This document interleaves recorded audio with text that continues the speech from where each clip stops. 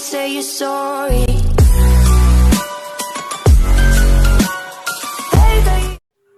Baik, saya Silwanda R. Amadilao, mahasiswa Universitas Negeri Gorontalo dengan NIM 9314220082. Di sini saya akan membuat tugas untuk memenuhi tugas akhir mata kuliah Ekonomi Bisnis Digital oleh dosen pengampu Ibu Eka Sapitri Apriliani ISA SE MM. Di sini saya akan menjelaskan tentang bagaimana definisi SCM. SCM merupakan suatu upaya pemasok untuk mengembangkan dan menerapkan rantai pasokan yang seefisien mungkin dan seekonomis mungkin. Saya menjelaskan tentang ruang lingkup SCM yang terdiri dari yang pertama pabrikan, yang kedua distribusi, yang ketiga gudang, yang keempat retailer, yang kelima konsumen. Kelima, ruang lingkup ini bekerja selama mendistribusikan produk secara efisien dengan tepat jumlah, kualitas, waktu, dan lokasi. Di sini supply chain tidak hanya menjelaskan tentang manajemen, tapi dia juga menjelaskan tentang supply chain network. Supply chain network merupakan salah satu keputusan yang penting karena merupakan strategi yang memerlukan biaya yang besar apabila terjadi kesalahan yang memerlukan perbaikan dan penyesuaian. Baik, berikut saya akan menjelaskan tentang tujuan SCM. Tujuan SCM adalah untuk menyelaraskan permintaan dan penawaran secara efisien dan efektif.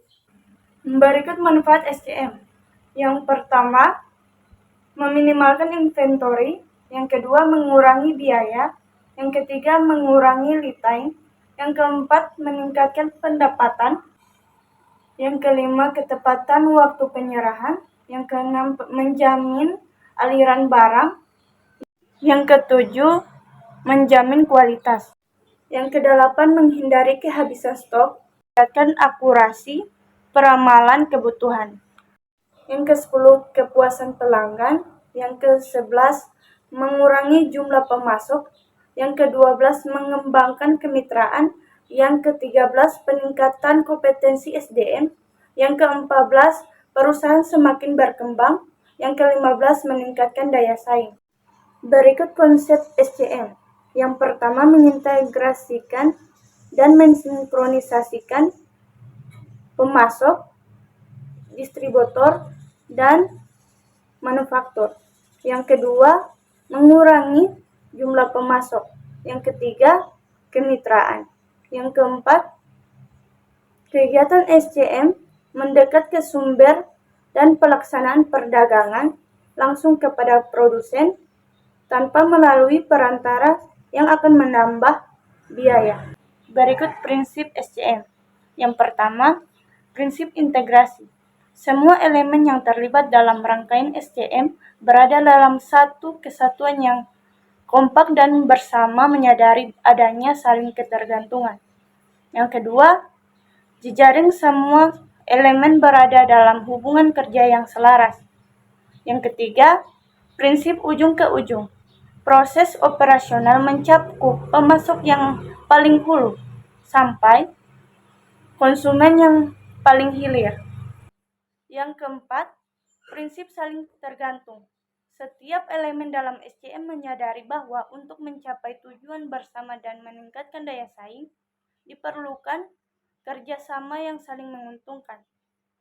Yang kelima, komunikasi. Data yang akurat memberikan informasi tepat untuk memperlancar aliran barang.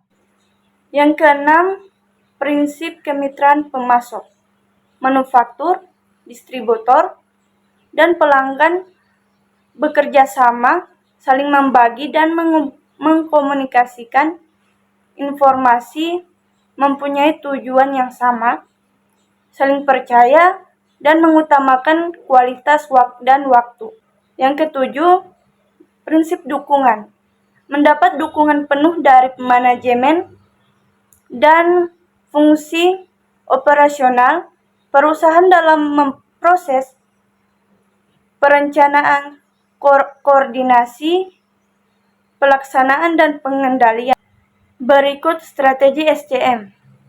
Strategi SCM adalah rangkaian kegiatan dan aksi strategi pada jalur aliran barang yang menciptakan rekonsiliasi antara apa yang dibutuhkan pelanggan akhir dengan kemampuan sumber daya yang ada pada jaringan supply chain. Berikut tujuan SCM. Yang pertama, meminimalkan biaya di semua sektor. Yang kedua, meningkatkan tingkat pelayanan. Yang ketiga, responsif dalam menghadapi lingkungan bisnis yang sangat cepat.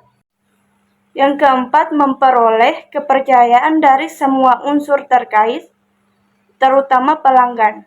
Yang kelima, mengembangkan prinsip kemitraan. Berikut model strategi SCM. Yang pertama, kebijakan menggunakan sedikit pemasok untuk kepentingan jangka panjang. Yang kedua, perusahaan memproduksi barang baku sendiri. Yang ketiga, perusahaan membeli supplier. Yang keempat, membuat barang jadi sendiri. Yang kelima, berorientasi ke pasar proyek. Berikut tren internasional SCM. Yang pertama, fokus kepada bisnis utama SCM. Yang kedua, jaminan proses produksi dan mutu produk. Yang ketiga, memproduksi produk yang dibutuhkan. Yang keempat, fokus kepada pelayanan dan kebutuhan pelanggan. Yang kelima, optimalitas inventory. Yang keenam, layanan fleksibel dan cepat. Yang ketujuh, peningkatan daya saing. Yang kedelapan, optimalitas biaya SCM. Yang kesembilan, peningkatan fungsi koordinasi. Yang kesepuluh, peningkatan layanan informasi. Berikut model strategi SCM. Yang pertama, biaya. Yang kedua, waktu. Yang ketiga, kapasitas. Yang keempat, kapabilitas. Yang kelima, produktivitas. Yang keenam, utilisasi. Yang ketujuh, outcome.